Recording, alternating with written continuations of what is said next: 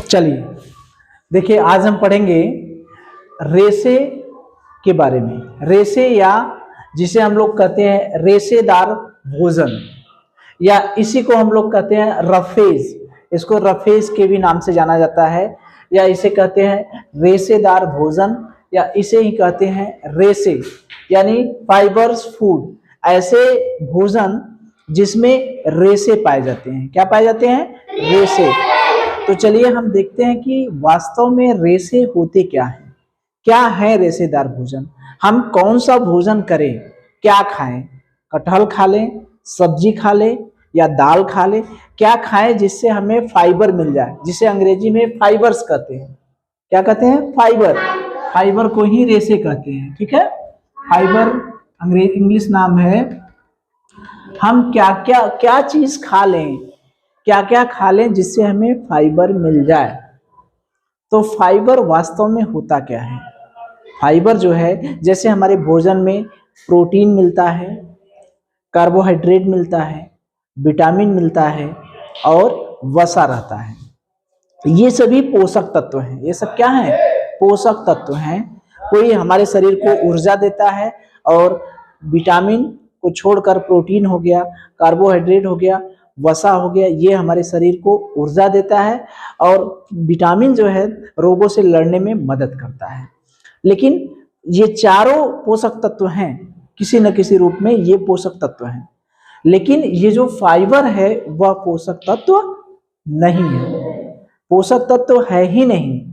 हमारा शरीर में जब भोजन जाता है तो आहार नाल अवशोषित कर लेता है। ठीक है, तो ये पोषक तत्व है ही नहीं। तो इसका मतलब क्या हुआ कि ये हमारे शरीर में छोटी आंत और बड़ी आंत में अवशोषित ही नहीं होगा। अवशोषित होगा जब ये पोषक तत्व है ही नहीं, तो हमारे शरीर को इसकी कोई जरूरत है ही नहीं। जरूरत तो है लेकिन अवशोषित नहीं करता, क्योंकि शरीर के अंदर जरूरत नहीं है। बात समझ में आ रही है? इसको अवशोषण करने के बाद इसकी जरूरत नहीं है, बिना अवशोषण के ही इसकी जरूरत है। तो क्या जरूरत है? यह क्या करता है? यह हमारे शरीर की बहुत से रोगों की रक्षा करता है। ठीक है, तो किस तरह से करता है उसके बारे में हम डिटेल में देखेंगे। यह हमारे शरीर में हार्ट की बीमारियों को दूर करता है, कब्ज को दूर करता है, हमारे पाचन को बढ़िया रखता है। ठीक है, बवासीर को दूर करता है, गैस की बीमारी को दूर करता है। ठीक है, दस्त को दूर करता है। बात सही है, मोटापा को दूर करता है, बहुत सा काम करता है। तो उसके बारे में हम डिटेल में देखेंगे आगे। पहले हम ये जान जाए कि फाइबर होते क्या हैं। तो फाइबर, हमारे भोजन में फाइबर की बहुत जरूरत है। हमारे भोजन में फाइबर की बहुत जरूरत है, क्योंकि ये पोषक तत्व तो नहीं है, लेकिन फिर भी हमारे शरीर के लिए आवश्यक है, क्योंकि ये मल को बाहर निकालने में बड़ी मदद करता है। ठीक है, तो देखिए फाइबर जो है पोषक तत्वों के साथ साथ, यानी प्रोटीन, कार्बोहाइड्रेट, विटामिन, ठीक है, प्रोटीन, कार्बोहाइड्रेट, वसा, विटामिन के साथ साथ हमारे भोजन में रेशे भी होने चाहिए। क्या होने चाहिए?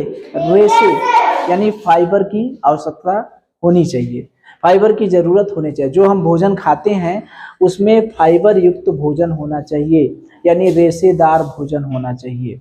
रेशा वास्तव में है क्या? यह कोई पोषक तत्व नहीं है। यह एक ऐसा पदार्थ है जो भोजन के साथ पाया जाता है। ठीक है, भोजन के साथ पाया जाता है और हमारे शरीर से मल को बाहर निकालने में, यानी अपशिष्ट पदार्थ, यानी मल को बाहर निकालने में मदद करता है। रेशे समझ में आया क्या हुआ? रेशे क्या करते हैं? यह कोई पोषक तत्व है। अगर आपसे पूछा जाता है कि रेशे क्या हैं, तो कहेंगे कि रेशे जो है पोषक तत्व नहीं है। रेशे पोषक तत्व नहीं है। तो करते क्या है? ये हमारे शरीर से मल को बाहर निकालने में महत्वपूर्ण भूमिका निभाते हैं। मल माने अपशिष्ट पदार्थ। जब हम खाना खाते हैं तो हमारे शरीर में भोजन जाता है, पचता है। पचने के बाद जो पदार्थ बच जाता है उसको हम सुबह और शाम को मल के रास्ते से बाहर निकाल देते हैं। उसी पदार्थ को हम लोग क्या कहते हैं? अपशिष्ट पदार्थ। तो ये जो फाइबर युक्त भोजन रहता है, वो यानी फाइबर है, जो भोजन में फाइबर है वो फाइबर क्या करता है, इसी मल को बाहर निकालने में हमारी मदद करता है। ठीक है, अगर हम फाइबर युक्त भोजन खाते हैं तो सुबह शाम हमारा मल बहुत अच्छी तरीके से साफ हो जाता है, पेट साफ हो जाता है। जैसे देखते हैं प्रचार देता है ना, पेट सफा सब रोग सफा, यानी जिसका पेट साफ है वो कई बीमारियों से बच जाता है। ठीक है, तो इससे पाचन व्यवस्था बढ़िया रहती है। फाइबर युक्त भोजन से क्या रहता है, हमारी पाचन जो है दुरुस्त रहती है, पाचन अच्छे से होता है, भोजन का पाचन बढ़िया से होता है। हम थोड़ा भी खाते हैं फिर भी वो भोजन बढ़िया पच जाता है। ठीक है, अब फाइबर युक्त भोजन लेते हैं तो हमारा पेट भरा भरा लगता है। ठीक है, और जो हमारे शरीर के मल है वो बाहर निकल जाता है। ठीक है, अब देखिए ये समस्या होती है कि हम क्या चीज खाएं। जैसे हम जानते हैं प्रोटीन किस में मिलता है, विटामिन किस में मिलता है, कार्बोहाइड्रेट किस में मिलता है, वसा किस में मिलता है, ये सब चीजें तो जान रहे हैं, लेकिन फाइबर किस में मिलता है, रेशा किस में मिलता है, कौन सा चीज हम खा लें कि हमें रेशा मिल जाए। ठीक है, तो रेशों के लिए जितने भी चोकर युक्त आटा है, चोकर युक्त आटा मतलब समझ रहे हैं, जब आटा पिसाते हैं तो उसका जो चलनी से चालते हैं तो देखते हैं पीला पीला निकलता है चोकर ना, तो वो चोकर को निकालिए मत, वो चोकर मिला हुआ जो आटा रहता है, चाहे गेहूं का आटा हो, चाहे मक्का का आटा हो, चाहे ज्वार का हो, चाहे बाजरा का हो, कोई भी आटा जिसमें चोकर मिला है वो क्या है, फाइबर युक्त है। क्या है, फाइबर युक्त। फाइबर मतलब रेशा है, उसमें क्या है, रेशा है। फाइबर को, रेशे को ही अंग्रेजी में क्या कहते हैं, फाइबर। तो कोई भी चोकर युक्त जो आटा है, गेहूं है, मक्का है, ज्वार है, बाजरा है, ये सभी क्या है, चोकर युक्त जो आटा है वो सभी क्या है, फाइबर युक्त है, यानी रेशेदार भोजन है। यानी हम जो घर पे रोटी बनाते हैं, रोटी खाते हैं, ठीक है, सभी लोग रोटी खाते हैं, तो उस रोटी में अगर हमारा चोकर मिला हुआ है तो वह भी फाइबर है। ठीक है, देखते हैं ब्रेड खाते हैं हम लोग, ब्रेड, ये जो ब्रेड होता है ना, ब्रेड पावरोटी जिसे कहते हैं, तो वो भी क्या है, वो भी क्या है, फाइबर है। क्यों, क्योंकि वो भी किससे बनता है, गेहूं से, गेहूं से ही बनता है। दाल, दाल में भी फाइबर है, दाल हम लेते हैं तो हम क्या ले रहे हैं, फाइबर ले रहे हैं। दलिया, दलिया मतलब समझ, टूटा हुआ दाल, टूटे हुए दाल की रोटी बनाते हैं, देखते हैं सेक कर, आग में सेक करके रोटी बनाते हैं, चुन्नी की लिट्टी जिसे कहते हैं, बड़ा बढ़िया लगता है, बड़ा बढ़िया नमक वमक मिला करके बहुत, हाँ, पीस उस कर बढ़िया से बनाते हैं। तो वही दलिया भी जो है, और देखिए यहाँ आंगनबाड़ी में दलिया भी मिलता है ना, टूटा हुआ दाल का मिलता है दलिया, तो वो दलिया भी क्या है, फाइबर युक्त है। ताजा फल, और वो भी छिलका सहित, फल में सभी फल हैं छिलका सहित, जैसे सेव हम लोग खाएं तो सेव को छिलका सहित खाएं तो वो जो छिलका है उस छिलके में फाइबर है। फल का जो छिलका होता है उसमें क्या होता है, फाइबर है। बात समझ में आ रही है। आलू का छिलका देखते हैं ना, उस छिलके में क्या है, फाइबर। क्योंकि फाइबर कोई पोषक तत्व नहीं है, ठीक है, इसको हमारा शरीर पचा नहीं पाता, क्या करता है, पचा नहीं पाता। तो जो फल है और जो पत्तेदार सब्जियां हैं और सब्जियां हैं जो छिलके वाली सब्जियां हैं, जैसे मूली हो गया, गाजर हो गया, खीरा हो गया, और पालक हो गया, मेथी हो गया, ठीक है, ये सब सब्जियां क्या हैं, फाइबर युक्त हैं, यानी रेशेदार हैं। तो इतनी बात समझ में तो आ गई होगी कि क्या चीज हम खाएं कि हमें फाइबर मिल जाए, यानी रेशा मिल जाए, हमारे भोजन में रेशा आ जाए। तो हम लोग दाल खाते हैं, उसमें रेशा मिलता है कि नहीं, मिलता है। सब्जी खाते हैं, उसमें मिलता है कि नहीं। फल खाते हैं छिलका सहित, उसमें रेशे मिलते हैं कि नहीं, फाइबर मिलते हैं, ठीक है। और जितने भी चोकर युक्त आटा है, मैदा की बात नहीं कर रहे हैं हम, मैदा देखिए, मैदा में एक भी चोकर नहीं रहता, मैदा एकदम देखते हैं कितना चिकना रहता है, मैदा में फाइबर नहीं होता, तो मैदा नहीं खाना चाहिए, क्योंकि मैदा जो है भोजन के पाचन में बड़ा दिक्कत करता है, ठीक है। मैदा की बात नहीं करें, गेहूं का आटा, वो आटा जिसमें चोकर मिला है, ठीक है। तो जो रोटी घर पे सबके बनती है, तो उस रोटी में फाइबर है कि नहीं। तो हम लोग फाइबर खाते हैं कि नहीं? कटहल है उसमें भी फाइबर है, जितने फल हैं सभी में फाइबर है। ठीक है, बात समझ में आ रही है? तो फाइबर किसमें मिलता है ये समझ में आ गया? जितनी सब्जियां हैं, छिलका वाला फल है, दाल है, ठीक है, चोकर युक्त आटा है, उन सब में क्या पाया जाता है? फाइबर। ठीक है, हमने फाइबर को जान लिया। फाइबर क्या होता है? फाइबर कोई पोषक तत्व नहीं है, लेकिन यह भोजन के साथ हमारे शरीर से अपशिष्ट पदार्थ यानी मल को बाहर निकालने में बहुत मदद करता है। ठीक है, फाइबर का किन किन फलों में पाया जाता है, किन किन सब्जियों में पाया जाता है, फाइबर के स्रोत क्या क्या हैं, ये भी हमने जान लिया। ठीक, अब हम देखेंगे कि अगर फाइबर हम नहीं खाते हैं तो क्या होगा। फाइबर वाला भोजन नहीं करते हैं तो क्या दिक्कत होगी? कोई ना कोई समस्या होगी ना। तो फाइबर वाली समस्या क्या होगी? सबसे पहले मल को बाहर निकालता है, तो अगर फाइबर युक्त भोजन हम नहीं करेंगे तो हमारा मल अच्छे से बाहर निकलेगा? नहीं निकलेगा। पेट बढ़िया से साफ नहीं होगा, तो जब पेट साफ नहीं होगा तो क्या होगा? गैस बनाएगा, कब्ज बनाएगा। तो गैस और कब्ज बनने से बहुत सी बीमारियां होती हैं। क्या क्या बीमारियां होती है? मोटापा हो जाता है, मोटे हो जाते हैं। ठीक है, पेट निकल जाता है, देखते हैं ना, मोटापा हो जाएगा। ठीक है, और हृदय की बीमारी हो जाएगी। मोटापा होने का मतलब सब बीमारियों का जड़ मोटापा है। कब्ज और मोटापा ये सब सभी बीमारियों की जड़ है। ये सब होने का मतलब हृदय की बीमारी हो जाएगी। ठीक है, कैंसर हो सकता है। बात समझ में आ रही है? शरीर में पानी की कमी हो सकती है। बात समझ में आ रही है? तो ये सारी जो कमियां हैं वो सब अगर हम फाइबर युक्त भोजन नहीं खाते हैं तो हमें बोनस में मिल जाएगी, हमारे साथ हो जाएंगी। ठीक है, तो फाइबर युक्त भोजन क्या करता है? अगर हम नहीं करते हैं तो फाइबर युक्त भोजन नहीं करते हैं तो फाइबर की कमी से क्या होगा? फाइबर की कमी से क्या होगा? भोजन अधिक समय तक आहार नाल में रुका रहेगा। अधिक समय तक आहार नाल में रुके रहने का मतलब समझ रहे हैं? हमारा पेट बढ़िया से साफ नहीं होगा। जैसे हम लोग सुबह और शाम को जब शौचालय में जाते हैं, शौच करते हैं, मल बाहर निकालते हैं तो पेट साफ हो जाता है। किसी किसी का पेट बढ़िया से साफ नहीं होता। तो आहार नाल में अगर भोजन ज्यादा समय तक रुका है, इसका मतलब ये हुआ कि उसका पेट बढ़िया से साफ नहीं हुआ, तो उसको कौन सी बीमारी होगी? कब्ज। कब्ज सभी बीमारियों की जड़ है। इससे अनेक बीमारियां हो जाएंगी। क्या क्या होगा? बवासीर हो जाएगा। पेट साफ नहीं होता है जिसका, उसको बवासीर हो जाता है ना। जिसकी लैट्रिन अच्छे से नहीं होती उसे क्या हो जाएगा? बवासीर हो जाएगा। रक्त में कोलेस्ट्रॉल की मात्रा बढ़ जाएगी। ठीक है, इसको हम लोग डिटेल में देखेंगे।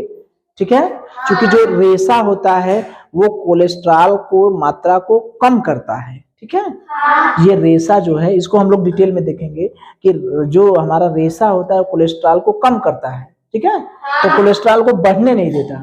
अगर रेशा हम लोग कम लेंगे तो कोलेस्ट्रॉल बढ़ जाएगा। कोलेस्ट्रॉल बढ़ने का मतलब हृदय की बीमारी हो जाएगी। ठीक है, हार्ट अटैक आ सकता है, हृदय की और बीमारियां हो सकती हैं, कैंसर भी हो सकता है। क्योंकि भोजन जब आंत में अधिक समय तक रुका रहेगा, बढ़िया से साफ नहीं होता है, तो आंत में फफोले पड़ जाते हैं। ठीक है, तो धीरे धीरे वो कैंसर का रूप ले लेता है। बात समझ में आ रही है? तो इससे कैंसर भी हो जाएगा, मोटापा बढ़ जाएगा, हमारे शरीर में ग्लूकोज बढ़ जाएगा। ग्लूकोज बढ़ने का मतलब यह ग्लूकोज को भी बढ़ने नहीं देता है। कौन? फाइबर। तो ग्लूकोज बढ़ जाएगा, तो ग्लूकोज बढ़ने का मतलब डायबिटीज हो जाएगा। डायबिटीज होना कितना खतरनाक है कि इनके शुगर हो गया है। बात समझ में आ रही है? तो फाइबर कितना काम का है। तो फाइबर की कमी से हमें मोटापा भी हो जाएगा, कब्ज भी हो जाएगा, हमारे रुधिर में ग्लूकोज बढ़ जाएगा। ठीक है, ग्लूकोज बढ़ने का मतलब डायबिटीज हो जाएगा। ठीक है, और हाँ बवासीर हो जाएगा। ठीक है, रक्त में और क्या चीज बढ़ जाएगा? हाँ मोटापा बढ़ जाएगा, हृदय संबंधी रोग हो जाएगा ना। तो ये सभी बीमारियां, कोलेस्ट्रॉल बढ़ जाएगा, हृदय संबंधी रोग हो जाएगा। ठीक है, अब देखिए अगर हम ज्यादा खा लेते हैं, ऐसा है कि कुछ लोग सोचें कि अगर फाइबर की कमी से कुल रोग हो रहा है तो हम फाइबर खा लें, चाप के फाइबर खा ले, जम के फाइबर खा ले, खूब फाइबर खा ले।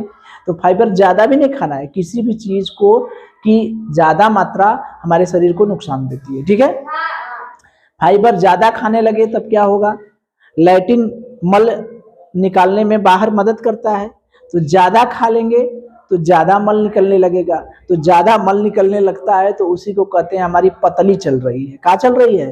पतली। पतली मतलब दस्त, लैटिन होने को क्या कहते हैं? दस्त। तो जब दस्त होगा तो क्या होगा, शरीर में पानी की कमी होगी कि नहीं? पानी की कमी हो जाती है ना, देखते हैं कहते हैं कि चीनी नमक पानी का घोल पीजिए, ORS घोल पीजिए। जब 2-4 बार लैटिन हो जाता है जिसको, उसको चलने की शक्ति नहीं रहती है। समझ में आता है ना?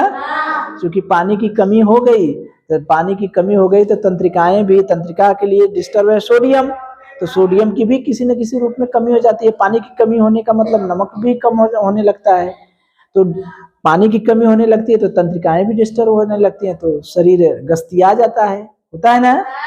तो दस्त होने लगेगा, आंत में सूजन हो जाएगी, ज्यादा खाएंगे तो ज्यादा लैटिन होगा तो वो आंत में जाके घाव बना देगा। जो छोटी आंत बड़ी आंत होती है, भोजन जिसमें पचता है तो वो उसमें सूजन कर देगा, तो ज्यादा भी मात्रा नहीं लेना है। ठीक है, तो क्या हमने सीखा? हम लोग ये सीखें कि सबसे पहले कि फाइबर, भोजन के साथ फाइबर का लेना, यानी भोजन के साथ रेशे का लेना बहुत जरूरी है। भोजन के साथ फाइबर का होना बहुत जरूरी है। ठीक है, रेशे में कोई पोषक तत्व तो नहीं होते, लेकिन यह हमारे शरीर से मल को यानी अपशिष्ट पदार्थ को बाहर निकलने में महत्वपूर्ण भूमिका निभाता है। ठीक है, तो अब बात आती है कि जो रेशे होते हैं उनसे डाइजेस्टिव सिस्टम, हमारा जो पेट का पाचन क्रिया रहती है वो बहुत अच्छे से काम करती है। ठीक है, अब ये है कि ये मिलता कहाँ है? जितने भी चोकर युक्त आटा है उसमें मिलता है, छिलका युक्त जो फल है उसमें मिलता है, मटर में मिलता है। मटर में तो बहुत ज्यादा मिलता है। ठीक है, मटर में बहुत ज्यादा 16.3 ग्राम के आसपास मिलता है। अभी हम लोग उसका डाइट देखेंगे, कितना फाइबर हमको चाहिए, कितना किसमें मिलता है, कितना फाइबर प्रतिदिन हमें चाहिए। ठीक है, वो सब देखेंगे। तो चोकर युक्त आटे में मिलेगा, मक्का, ज्वार, बाजरा, ये जो चोकर वाला आटा रहता है। जितना छिलका वाला फल है उसमें मिलता है, हरी पत्तेदार सब्जियों में मिलता है, दालों में मिलता है, दलिया में मिलता है। ठीक है, अब हमने ये देखा कि जो फाइबर है उसकी कमी से क्या रोग हो जाता है। फाइबर अगर हमारे शरीर में कम मिलने लगे तो क्या रोग हो जाएगा? बहुत सी बीमारियां हो जाएंगी। सबसे पहले मल बाहर नहीं निकल पाएगा बच्चा बढ़िया से, कब्ज हो जाएगा, कब्ज से मोटापा होगा, मोटापा से हृदय की बीमारी होगी कि नहीं? रक्त में कोलेस्ट्रॉल बढ़ जाएगा तो हृदय की बीमारी हो जाएगी, रक्त में ग्लूकोज बढ़ जाएगा, डायबिटीज हो जाएगा, नहीं होगा? डायबिटीज, बवासीर हो जाएगा। ये सभी बीमारियां किससे होती है? फाइबर की कमी से। ज्यादा खा लिए तो मल निकालने में मदद करता है, ज्यादा खा लिए तो क्या चलने लगा? पतली चलने लगा, दस्त होने लगेगा। जब दस्त होगा तो पानी की कमी हो जाएगी, जब पानी की कमी होगी तो क्या होगा? आंतों में सूजन होने, पेट नहीं दर्द करने लगता है। देखते हैं लैट्रिन वैट्रिन जिसको होने लगता है पेट भी दर्द करने लगता है, उसके साथ साथ होता है कि नहीं? तो आंतों में सूजन हो जाएगा, आंतों में घाव हो जाएगा। अगर ज्यादा समय तक यह घाव बना रहेगा तो कैंसर का भी रूप ले सकता है। बात समझ में आ रही है? तो इतना फाइबर के बारे में हम लोग जान गए। ठीक है, चलिए तो देखिए, हम लोग फाइबर को देखें तो हम लोगों ने ये देखा कि फाइबर क्या होता है, फाइबर के स्रोत क्या क्या हैं, फाइबर की कमी से क्या रोग हो जाएंगे, और फाइबर ज्यादा ले लेंगे तो हमें कौन सी बीमारी हो जाएगी। ठीक है, अब हम देखते हैं कि हमें प्रतिदिन फाइबर कितनी लेनी चाहिए, कितनी जरूरत है एक आदमी को, और एक पुरुष को और एक महिला को, और कितना हम लोग डेली ले पाते हैं। ठीक है, तो देखिए, एक पुरुष को ज्यादा फाइबर की जरूरत पड़ती है, यानी प्रतिदिन अपने भोजन में 35 से 40 ग्राम फाइबर हमें चाहिए। 35 से 40 ग्राम फाइबर यानी रेशा चाहिए। महिला को थोड़ा कम चाहिए, 25 ग्राम। प्रतिदिन एक महिला को कितने ग्राम फाइबर चाहिए? 25 ग्राम। पुरुष को कितना चाहिए? 35 से 40 ग्राम। हम लोग ले कितना पाते हैं अपने भोजन में? केवल 15 ग्राम डेली ले पाते हैं, ठीक है। तो याद रखिए कि 25 ग्राम महिलाओं को चाहिए प्रतिदिन, अब 35 से 40 ग्राम पुरुषों को चाहिए, लेकिन हम लोग डेली लाइफ में नहीं ले पाते, केवल 15 ग्राम ले पाते हैं, ठीक है। तो ये जो भोजन है, ये जो भोजन के साथ हम लोग लेते हैं, जैसे हमने देखा बीज देखें, दाल देखें, फल देखें, सब्जियां देखें, ये सब देखें, इसमें फाइबर पाए जाते हैं। तो फाइबर जो है, याद रखिए कि पुरुषों में 35 से 40 ग्राम रेशा प्रतिदिन, महिलाओं में 25 ग्राम रेशा चाहिए। हम लोग डेली लाइफ में कितना ले पाते हैं? 15 ग्राम। हमें जो फल हैं, हम लोग सभी लोग फल का छिलका उतार कर खाते हैं, लेकिन फाइबर कहाँ पाया जाता है? छिलका में। तो हमें फलों को कैसे खाना चाहिए? छिलके में खाना चाहिए, ठीक है। ये जो मटर होता है, मटर फाइबर का बहुत अच्छा स्रोत माना जाता है, चाहे उसको हम उबाल के खाएं, चाहे कच्चा खाएं, चाहे पका के खाएं, किसी भी तरह से अगर हम फाइबर लेते हैं मटर वाला मटर, तो वो उसमें बहुत बढ़िया स्रोत होता है। 1 कप मटर में लगभग 16.3 ग्राम फाइबर होता है। मटर जो है फाइबर का बहुत अच्छा स्रोत है। 1 ग्राम जो 1 कप मटर है, उसको चाहे हम उबाल के खाएं, चाहे कच्चे खाएं, ठीक है, किसी भी तरीके से खाएं, उसमें 16.3 ग्राम फाइबर पाया जाता है। इसीलिए देखते हैं मटर वटर जब खाते हैं तो उस दिन लैट्रिन बढ़िया साफ होता है, देखते हैं ना, ठीक है। मटर, चना, ये सब दाल वाली चीजें जब खाते हैं तो लैट्रिन अच्छा होता है। और देखिए जो सूखे मेवे हैं, जो ड्राई फ्रूट्स हम खाते हैं, मटर हो गया, भूरा चावल, चावल एक सफेद होता है और एक भूरा चावल होता है, ठीक है। तो भूरा चावल में भी फाइबर्स पाया जाता है। फाइबर्स क्या करता है? हमारी पेट से जुड़ी हुई सभी समस्याओं को दूर करता है। हम लोग पहले भी देख चुके हैं कि फाइबर हमारे डाइजेस्टिव सिस्टम यानी पाचन तंत्र को बढ़िया बनाता है। फाइबर मल को बाहर निकाल देता है तो पेट बढ़िया साफ हो जाता है। देखते हैं जिस दिन लैट्रिन नहीं होता है अच्छे से, उस दिन सर भारी भारी लगने लगता है, चिड़चिड़ापन होने लगता है, पेट भरा भरा लगता है, ऐसा नहीं होता? जब पेट साफ हो जाता है तो भूख बढ़िया से लगती है, मन भी सही रहता है।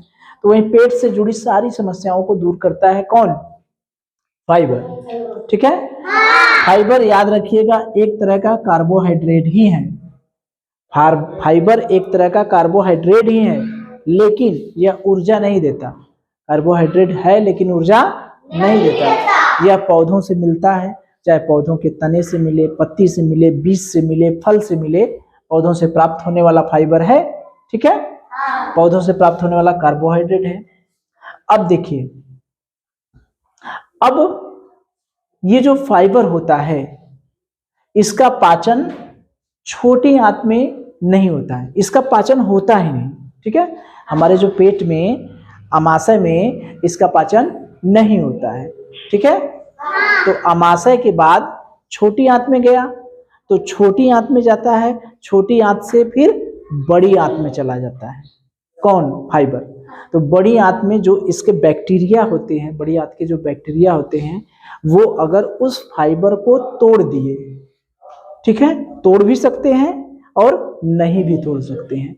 अगर तोड़ दिए तो वो टूटकर बाहर निकलता है मल के साथ, ठीक है। अगर नहीं तोड़े तो जैसा खाए हैं उसी तरह से निकल जाता है। देखते होंगे ना, कभी हम लोग जो खाते हैं, छिलका खाएं, वो छिलका ही बाहर निकल जाता है, दाना खाएं, दाना ही बाहर निकल जाता है, दिखते हैं। हाँ, ऐसा होता है, ऐसा होता है, ठीक है। क्यों? क्योंकि जो फाइबर हम लोग खाते हैं, उस फाइबर को का पाचन तो हमारे आमाशय में होता नहीं, पेट में होता नहीं, छोटी आंत में चला जाता है, छोटी आंत से फिर बड़ी आंत में चला जाता है। तो बड़ी आंत का बैक्टीरिया उसको तोड़ने का प्रयास करता है। अगर उसको तोड़ देता है तो ठीक ठीक, तो टूट कर बाहर निकलता है, बाहर तो निकलना है, टूट कर बाहर निकलता है। और नहीं टूट पाता है तो जैसा खाए रहते हैं उसी तरह से निकल जाता है। नहीं निकलता क्या? नींबू उबू खाए होंगे, कभी किसी चीज का बिया लील गए होंगे, बिया सहित खा लिए होंगे, तो काला काला बिया सुबह दिखाई देता है। तो वो अगर तोड़ देता है, बैक्टीरिया तोड़ देगा तो टूट के निकलेगा, और नहीं टूटेगा तो वैसे ही निकलेगा। ठीक है, तो इतनी चीज हम लोग समझ गए कि पुरुषों में कितना फाइबर चाहिए, 35 से 40 ग्राम, महिलाओं में 25 ग्राम प्रतिदिन चाहिए। हम लोग खा कितना पाते हैं? 15 ग्राम। हमें फल छिलके युक्त खाना चाहिए या छिलका उतार के? छिलके युक्त खाना। सूखे मेवे में भी पाया जाता है। मटर सबसे बढ़िया स्रोत है फाइबर का। 1 कप मटर को चाहे उबाल के खाएं चाहे कच्चे खाएं, वैसे ही खाएं, किसी भी रूप में खाएं, 16.3 ग्राम फाइबर्स मिलता है। ठीक है, पेट से जुड़ी सारी समस्याओं को कौन दूर करता है? फाइबर। फाइबर्स एक तरह का कार्बोहाइड्रेट ही है जो पौधों से मिलता है। ठीक है, लेकिन यह ऊर्जा नहीं देता, ध्यान रखिए, यह कोई पोषक तत्व नहीं है। ठीक है, फाइबर्स का पाचन नहीं होता है। जो फाइबर होते हैं, जो रेशे होते हैं, उनका हमारे शरीर में पाचन नहीं होता। तो जब पाचन नहीं होगा तो क्या होगा? भोजन आमाशय में आता है, जो पचना रहता है पच जाता है, उसके साथ फाइबर चला गया छोटी आंत में, छोटी आंत से चला गया बड़ी आंत में। अब बड़ी आंत का बैक्टीरिया उसको तोड़ने का प्रयास करेगा कि टूटो टूटो। अगर तोड़ देगा तो टूट के बाहर निकलेगा, नहीं टूटेगा तो वैसे ही बाहर निकलेगा। ठीक है, तो फाइबर देखिए 2 तरह के होते हैं। एक होता है घुलनशील फाइबर और एक होता है अघुलनशील फाइबर। यानी एक फाइबर ऐसे होते हैं जो पानी में घुल जाते हैं, और एक फाइबर ऐसे होते हैं जो पानी में नहीं घुलते हैं। तो जो फाइबर पानी में घुल जाते हैं वो क्या करते हैं, जो पानी में नहीं घुलते वो क्या करते हैं? दोनों का काम तो एक है, मल को हमारे शरीर से बाहर निकालना। ठीक है, जो घुल जाता है, पानी में घुल जाएगा। सोचिए, कोई फाइबर है, पानी में घुल जाता है, तो घुल के कैसा हो जाएगा? उसका आकार बढ़ जाएगा कि नहीं? जैसे फूल नहीं जाता है, जैसे कोई चीज हम लोग देखते होंगे, सब लोग गोली, छोटी सी गोली रहती है, उसको पानी में डाल देते हैं तो फूल के बड़ा हो जाता है, देखते हैं ना? हाँ, तो जब फाइबर है, जब वो पानी सोखने वाला है, घुलनशील माने पानी को अवशोषित करने वाला है। ठीक है, जब पानी शोषित करने वाला है, तो जब फाइबर रहेगा वो पानी को, भोजन में हमारे पानी निकलता है ना, पीते भी हैं पानी, प्लस कुछ एंजाइम भी आते हैं ना, जैसे हमारे भोजन को पचाने के लिए हमारे शरीर में एंजाइम आते हैं, एंजाइम में भोजन को पचाते हैं ना। तो एंजाइम आते हैं, पानी भी पीते हैं, तो हमारे भोजन में पानी रहता है, तभी तो वो आगे बढ़ता है। सोचिए, कल्पना करिए, देखते नहीं है मुंह में, अगर हम मान लीजिए बिस्कुट खाएं, थोड़ा सा बिस्कुट खाते हैं तो उसके साथ लार निकल जाता है, निकलता है, उसको लिक्विड बना देता है, द्रव बना देता है पानी मिला के। ढेर सा बिस्कुट एक का संग खा लिए तो मुंह सूख जाता है, सूख जाता है ना, आगे बढ़ पाता है? आगे बढ़ता है? 5-6 बिस्कुट मुंह में डाल लिए, ऐसे कुछ रहे हैं। ठीक है, अंदर जाएगा? अंदर तब जाएगा जब पानी पूरे में घुल जाएगा। या तो हम 5-6 बिस्कुट डाल लिए, उसमें तुरंत पानी डाल लिए, तुरंत चला जाएगा, पेट में चला जाएगा ना। तो पानी भोजन के साथ रहता है ना। लार ग्रंथियां से लार स्रवित होके तब तक भोजन को आगे नहीं जाने देता जब तक वो भोजन पेस्ट नहीं बनता। मतलब जैसे मंजन करते हैं ना, पेस्ट के रूप में, जेल के रूप में, तो हमारे भोजन में पानी रहता है। उस पानी को रेशा क्या करता है? अवशोषित कर लेता है। ठीक है, अवशोषित कर लिया तो, अवशोषित कर लेगा तो क्या करेगा? फूल जाएगा। तब फूल के लैटिन का फूल जब जाता है तो क्या होगा? तो वो एक जेल के रूप में बना लेता है। जेल मतलब समझ रहे हैं ना? जेल जैसे मंजन रहता है ना, मंजन देखते हैं, मंजन पेस्ट के रूप में रहता है, तो वो पेस्ट के रूप में बना लेता है। ठीक है, तो पेस्ट के रूप में बना लेगा और फिर वो क्या करेगा? बाहर निकल जाएगा। ठीक है, वो लैटिन को क्या कर देगा? मुलायम कर देगा, मुलायम करके बाहर निकाल देता है। तो जो फाइबर पानी में घुलने वाला है, ठीक है, वो पानी के साथ, पानी को सोख करके लैटिन को जेल के रूप में बना देता है, लिक्विड के रूप में बना देगा। ठीक है, तो लिक्विड के रूप में बना देगा, जेल के रूप में बना देगा, तो वो लैटिन मुलायम होकर क्या निकल जाएगा? बाहर के रूप में निकल जाएगा। जैसे ज़्यादातर जो पौधे से मिलते हैं, बीज हो गए, ओट्स हो गए, ये सब क्या है, पानी में घुल जाते हैं, ठीक है। तो ये सब अगर हम खाएंगे तो वो लैटिन हमारा पतला होकर निकल जाएगा, ठीक है। अब जो फाइबर पानी में नहीं घुलता वो क्या करेगा, जब पानी में घुलेगा नहीं तो वो क्या करेगा, वो लैटिन का आकार क्या करेगा, बढ़ा देगा। लैटिन के साथ बेसी निकलेगा ना, जो घुल जाएगा वो तो कम रहेगा, तो ये लैटिन की मात्रा को क्या करेगा, बढ़ा देगा, ठीक है। और ये कहाँ मिलता है, फल में और सब्जियों में। इसीलिए देखते हो जब फल का छिलका खाते हैं, सेव का छिलका खाएंगे तो सेव का छिलका बाहर निकल जाता है, आलू का छिलका खाएंगे बाहर निकल जाता है, छिलका निकलता है कि नहीं, ठीक है। तो फल और सब्जियां यानी ऐसे फाइबर जो पानी में नहीं घुल पाते हैं, वो हमारे लैटिन की मात्रा को क्या करते हैं, बढ़ा देते हैं। और जो घुल जाता है वो कैसा बना देता है, जेल बना देता है, ठीक है। तो फाइबर कितने तरह के हुए, दो तरह के, एक पानी में घुलने वाले और एक पानी में नहीं घुलने वाले। जो पानी में घुल जाता है वो लैटिन को मुलायम करके बाहर निकाल देता है, ठीक है, जेल के रूप में बना करके, पेस्ट के रूप में बना करके निकाल देता है। और जो नहीं घुलता है वो लैटिन की मात्रा को बढ़ा देता है। अब ये मत सोचिए कि ये मात्रा को बढ़ा दिया तो ये नुकसानदायक है, ठीक है। जहां लैटिन कम था, बढ़िया से पास नहीं हो पा रहा था, आंत में से नहीं आ पा रहा था, लैटिन ज्यादा हो गया तो प्रेशर बना, दबाव बनेगा तो बढ़िया से निकलता है, ठीक है। जैसे पाइप है, पाइप में थोड़ा सा चीज है तो बढ़िया से नहीं निकल रहा है, उसमें और चीज डाल दिए, मात्रा को बढ़ा दिए। जैसे देखते हैं ना, कोई पाइप है, पाइप में थोड़ा सा चीज है तो मान लीजिए नहीं बाहर निकला, उसमें और सा सामान और सा मात्रा बढ़ा दिए उसको, तो वो उधर निकल जाता है आसानी से। तो उसी तरह से ये लैटिन होता है, ठीक है। तो हम लोग क्या क्या सीखे, पुरुष को कितना चाहिए, 35 से 40 ग्राम, महिलाओं को कितना चाहिए, 25 ग्राम, प्रतिदिन कितना खा पाते हैं, 15 ग्राम। हमें छिलके युक्त भोजन खाना चाहिए, ठीक है।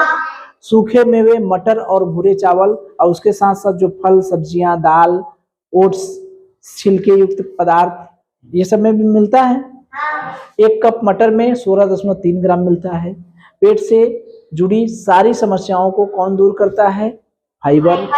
कार्बोहाइड्रेट ही है जो पौधों से मिलता है, जिसका पाचन नहीं होता है, यह छोटी आंत से होते हुए बड़ी आंत में चला जाता है और बड़ी आंत के बैक्टीरिया उसको तोड़ते हैं। अगर टूट जाता है तो टूटकर बाहर निकलता है मल के रास्ते से, नहीं टूटता है तो उसी रूप में बाहर निकलता है। फाइबर दो तरह के होते हैं, एक घुलनशील और एक अघुलनशील। जो घुलनशील होता है वो पानी के साथ घुलकर पेस्ट के रूप में बना लेता है, जेल के रूप में बना लेता है और लैटिन के रास्ते से मल के साथ निकल जाता है। जो नहीं घुलता है फाइबर पानी में, वो क्या करता है, वो लैटिन की मात्रा को बढ़ा देता है और बाहर निकल जाता है, ठीक है। जितने फल और सब्जियां हैं वो सब अघुलनशील फाइबर हैं। कैसे हैं, अघुलनशील फाइबर। याद रखिएगा कि जितने फल और सब्जियां हैं वो अघुलनशील फाइबर हैं, और जितने ये बीज उज टाइप के हैं, ओट्स हैं, वो सब क्या है, घुलनशील फाइबर, ठीक है। चलिए देखिए, हम लोगों ने देखा रेशेदार के बारे में, रेशेदार भोजन के बारे में बहुत कुछ देखे ना, कि रेशेदार भोजन क्या होते हैं, कहाँ से प्राप्त होते हैं, कितने प्रकार के होते हैं, इनकी कमी से कौन सा रोग होता है, ज्यादा खाने से कौन सा रोग होता है, ये सब देखें। तो उन रोगों में को डिटेल में हम लोग देखेंगे, कैसे वह रोग बढ़ जाता है, कैसे वह रोग घट जाता है, कैसे कौन सा रोग होता है, ठीक है। तो देखिए, सबसे पहले हम देखें कि अगर हम बिना फाइबर के भोजन करते हैं, ऐसा भोजन करते हैं जो जिसमें फाइबर बहुत कम है, तो क्या होगा, क्या होगा, हमारी आंतों में सूजन हो जाएगा। अभी हम चित्र दिखा देंगे आपको, ठीक है। आंतों में सूजन हो जाएगा, आंतों में छाले पड़ जाएंगे, आंतों में घाव हो जाएंगे। क्यों? अगर हम लोग फाइबर युक्त भोजन नहीं करते हैं तो भोजन हमारे आंतों में, जो छोटी आंत और बड़ी आंत है, उसमें ज़्यादा समय तक रुका रहेगा। रुका रहेगा कि नहीं? तो रुका रहेगा तो उसी में भोजन सड़ेगा, उसी में सड़ेगा तो छाले पड़ जाएंगे, लैट्रिन अच्छे से नहीं होगा, मल अच्छे से नहीं निकलेगा तो उसमें चोट लग जाएगा, जब पास करने का प्रयास करेंगे चोट लग जाएगा तो घाव बन जाएगा, तो इस तरह से वो कैंसर हो जाएगा। ठीक है, तो आंतों के कैंसर हो जाएगा, आंतों में सूजन हो जाएगी, आंतों में घाव हो जाएंगे, आंतों में छाले पड़ जाएंगे अगर हम बिना कैंसर वाला और बिना फाइबर वाला भोजन करते हैं। ठीक है, अगर मान लीजिए फाइबर वाला भोजन हम किए तो क्या हुआ। अब देखिए, जैसे हमारे पेट में मान लीजिए इधर से एंजाइम आ रहा है, क्या आ रहा है, एंजाइम आ रहा है, ये भोजन की मात्रा इतना है। ठीक है, ये क्या है, भोजन है। अगर इसी भोजन में फाइबर मिल जाए,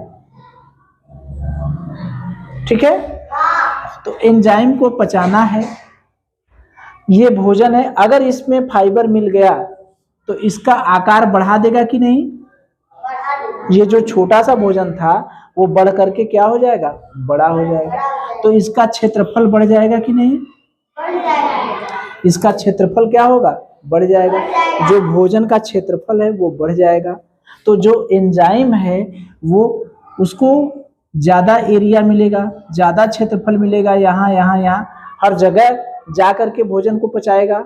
अभी छोटा सा है तो कम मात्रा में भोजन है, कम एरिया है तो पचाने के लिए कम जगह मिल रहा है, लेकिन ज्यादा एरिया मिल जाएगा तो ज्यादा से ज्यादा एंजाइम जाकर भोजन को पचाएंगे। नहीं होता है, होता है ना, कि जैसे मान लीजिए अगर ये है, अगर ये पेन है, ये पेन है तो कितना एरिया मिल रहा है, छोटा सा है, अगर इस पेन को चपटा कर दें तो इतना एरिया इधर भी बढ़ जाएगा, इतना एरिया इधर भी बढ़ जाएगा, हो जाएगा कि नहीं। तो ज्यादा से ज्यादा एरिया मिलेगा, तो ज्यादा एरिया मिलेगा तो भोजन अच्छे से पकेगा। यानी खाने में फाइबर जो है क्या करता है, भोजन के क्षेत्रफल को बढ़ा देता है, भोजन के क्षेत्रफल को क्या करता है, बढ़ा देता है। तो एंजाइम क्या करता है, चारों ओर से मिलकर ज्यादा से ज्यादा एरिया के भोजन को पचाता है, तो बढ़िया से भोजन पचता है, तो इससे हमारा क्या है, पाचन अच्छे से होता है। तो पाचन, फाइबर खाने से पाचन कैसे बढ़िया रहता है ये पता चल गया, कि फाइबर खाने से जो एंजाइम आकर भोजन को पचाते हैं, एंजाइम का काम क्या है, जब हमारे पेट में भोजन जाता है तो उनको कौन पचाता है, एंजाइम आकर पचाते हैं, तो एंजाइम स्रावित होता है, तो एंजाइम को ज्यादा क्षेत्रफल मिलेगा तो ज्यादा पचाएगा, कम क्षेत्रफल मिलेगा कम पचाएगा। जैसे एंजाइम स्रावित एक निश्चित मात्रा में होता है, शादी विवाह में गए चाप के खा लिए तो क्या होता है, एंजाइम तो निश्चित रूप से स्रावित होगा, तो भाई वो जितना पचाने लायक है भोजन उतना ना पचाएगा, और भोजन नहीं पचता तो ऐसा लगता है अरे यार भोजन तो पचा ही नहीं। एंजाइम को थोड़ी सी मात्रा पचाने के लिए भोजन, अब भोजन ठूस लिए शादी में मजे का, तो एंजाइम जितना ज्यादा क्षेत्रफल रहेगा उतना बढ़िया से पचाएगा। ठीक है, तो क्षेत्रफल बढ़ जाता है, हाँ भोजन का क्षेत्रफल बढ़ जाता है, इसलिए एंजाइम उसको अच्छे से पचा देता है अब भोजन। ठीक है, तो देखिए हम लोगों ने क्या देखा, हम लोगों ने यही देखा कि जो हमारा पित्त रस है, ठीक है, पित्त रस के निर्माण के लिए कोलेस्ट्रॉल की जरूरत पड़ती है। ठीक है, तो फाइबर क्या करता है, पित्त रस और कोलेस्ट्रॉल के स्तर को एक साथ उत्सर्जित करता है। ठीक है, एक साथ उत्सर्जित करता है, यानी कोलेस्ट्रॉल की मात्रा को क्या करता है, नियंत्रित करता है, यानी कोलेस्ट्रॉल को कम करता है। ठीक है, और ये पित्त रस कहाँ बनता है, यकृत में होता है। पित्त रस का निर्माण कहाँ होता है, यकृत में। देखे होंगे आप लोग, अगर कभी मछली या मुर्गा कुछ काटते होंगे तो एक काले रंग का, गहरा काले रंग का गोल सा रहता है, इतना तीता रहता है कि अगर गलती से उसको फेंक दिया जाता है, अगर वह गलती से वो छारी रहता है, अगर गलती से वो भोजन में पड़ गया, एक बूंद भी पड़ गई तो पूरे भोजन को खराब कर देता है। देखिए छोटा सा काला सा इसी तरह से रहता है। ठीक है, मटर के दाने की तरह, देखे है ना, सभी लोग देखेंगे। तो वही जो पित्त रस है वह मुख्य रूप से वसा का पाचन करता है। किसका पाचन करता है, वसा। ठीक है, तो ये जो फाइबर होता है वो फाइबर पित्त रस और कोलेस्ट्रॉल दोनों को उत्सर्जित कराता है और उसके साथ साथ कोलेस्ट्रॉल की मात्रा को नियंत्रित करता है। तो कोलेस्ट्रॉल ज्यादा नहीं हुआ, यानी कोलेस्ट्रॉल को कम कर दिया फाइबर, तो इसका मतलब क्या हुआ, कोलेस्ट्रॉल ज्यादा हो जाता तो हमारे शरीर को कौन सी बीमारी हो जाती, हृदय संबंधी बीमारी। कौन सी बीमारी हो जाती, हृदय संबंधी। तो फाइबर एक तरह से हृदय की बीमारी को रोका कि नहीं। हमने देखा था कि फाइबर किसको रोकता है, हृदय संबंधी रोगों से रक्षा करता है। तो कैसे रक्षा करता है हृदय संबंधी रोगों से, समझ गए। कोलेस्ट्रॉल की मात्रा को घटाता है, ठीक है। अब देखिए ये कार्बोहाइड्रेट जो है, हम लोग कार्बोहाइड्रेट में पढ़े हैं कि कार्बोहाइड्रेट टूटता है ग्लूकोज में, टूटता है। ये ग्लूकोज हमारा आंत के माध्यम से आंत में रुधिर द्वारा अवशोषित कर लिया जाता है, किया जाता है। यानी हमारे रुधिर में ये ग्लूकोज चला जाता है और हमारे रुधिर में ग्लूकोज को बढ़ाता है, शर्करा को बढ़ाता है, यानी चीनी की मात्रा को बढ़ाता है, शर्करा की मात्रा को बढ़ाता है। तो हमारे रुधिर में जब शर्करा बढ़ जाता है तो कौन सी बीमारी हो जाती है, मधुमेह, जिसे कहते हैं डायबिटीज। क्या होता है, डायबिटीज, यही होता है। अगर हम ग्लूकोज वाली चीजें ज्यादा खा लिए, शर्करा वाली चीजें ज्यादा खा लिए तो डायबिटीज हो जाता है, जाहिर सी बात है। कार्बोहाइड्रेट ग्लूकोज में टूटता है, ये ग्लूकोज छोटी आंत की दीवारों द्वारा अवशोषित करके रुधिर में चला जाता है, यही रुधिर में शर्करा की मात्रा बढ़ जाती है तो डायबिटीज हो जाता है। तो अब देखिए फाइबर कैसे डायबिटीज को कंट्रोल करेगा। फाइबर, तो जो हम फाइबर लेते हैं वो ग्लूकोज के अवशोषण को कम करता है, यानी रुधिर में चीनी की मात्रा को अवशोषित कम करने देगा, अवशोषित होने की मात्रा को कम करता है। मतलब समझ गए कि हमारे जो खून में रुधिर अवशोषित होना है उसको कम करेगा। तो इसका मतलब रक्त में शर्करा की मात्रा बढ़ने देगा, नहीं बढ़ने देगा। हमारे रुधिर में जैसे ये मान लीजिए रुधिर है, इसमें शर्करा अवशोषित हो रहा है, शर्करा क्या हो रहा है, अवशोषित हो रहा है। अब फाइबर क्या करेगा, फाइबर करेगा इसको रोकेगा कि कहाँ अवशोषित हो रहा है, रुक, मतलब तब वो लड़ झगड़ के वो चला जाएगा तो थोड़ा बहुत जाएगा, समझ रहे हैं। शर्करा हमारी ये जो रुधिर है, रुधिर में शर्करा के अवशोषण को क्या कम करेगा, फाइबर कम कर देगा, इसको रोक लेता है, कहता है कि कहाँ जा रहे हो, अवशोषित मत हो, अवशोषित होने नहीं देता है, यानी कम करता है, अवशोषण को कम करता है। तो वही है कि ग्लूकोज के अवशोषण को क्या करता है, फाइबर कम करता है। तो जब कम करता है तो इंसुलिन की जरूरत कम पड़ती है, इंसुलिन हार्मोन्स की कमी नहीं होने पाती, तो हमें डायबिटीज नहीं हो पाता। तो यानी हमारा मधुमेह कंट्रोल रहता है कि नहीं। तो इसका मतलब आपने क्या देखा कि ये जो फाइबर है वो फाइबर मधुमेह को भी कंट्रोल कर लिया। मधुमेह को कंट्रोल कैसे, मधुमेह रोग कैसे होता है, सोचिए। मधुमेह रोग जब हमारे रुधिर में शर्करा की मात्रा बढ़ जाती है, चीनी की मात्रा बढ़ जाती है, ग्लूकोज की मात्रा बढ़ जाती है, तब बना होता है। तो फाइबर क्या करेगा, बढ़ने ही नहीं देगा, बढ़ने ही नहीं देगा तो डायबिटीज कहाँ से होगा। बात समझ में आ रही है, बढ़ने कैसे नहीं देगा, उस शर्करा को अवशोषित जो करता है रुधिर में उसको कम कर देगा, तो कम से कम शर्करा अवशोषित होगा। तो फाइबर क्या करेगा, उसको कंट्रोल कर लिया कि नहीं। तो फाइबर डायबिटीज को कंट्रोल कर लिया, यानी मधुमेह को कंट्रोल कर लिया, हृदय रोग को कंट्रोल कर लिया, कब्ज को कंट्रोल कर लिया, मोटापा को कंट्रोल कर लिया, बवासीर को कंट्रोल कर लिया, आंतों के कैंसर को रोक दिया, नहीं रोका। जब आंतों का कैंसर हो जाता है, भोजन पास नहीं होता अच्छे से, लेकिन जब हम फाइबर युक्त भोजन खाते हैं तो अपशिष्ट पदार्थ यानी मल बढ़िया से निकल जाता है, तो आंतों में सूजन ही नहीं हो पाता, आंतों में घाव ही नहीं बनने पाता, तो कैंसर कहाँ से होगा। ठीक है, तो ये तो आपने जान लिया फाइबर। ठीक है, तो अब आप समझ गए कि फाइबर हमारे लिए कितने इंपॉर्टेंट है।